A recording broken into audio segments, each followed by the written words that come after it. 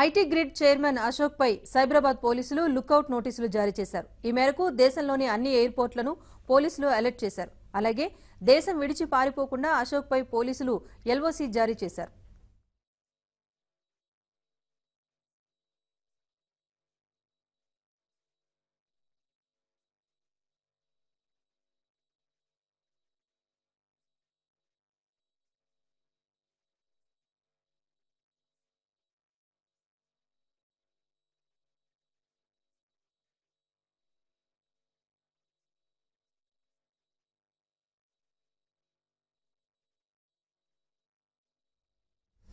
IT grid chairman Ashok ను లొంగిపోవాలి అంటూ పోలీసులు సూచించినా ఇంతవరకు ఆయన లొంగిపోలేదు. అంతేకాకుండా ఆయనకిచ్చిన సమయం కూడా నిన్నటితో పూర్తవడంతో ఆయన్ను సైబరాబాద్ పోలీసులు ఏ క్షణానైనా అరెస్ట్ చేసే అవకాశం ఉందని తెలుస్తోంది.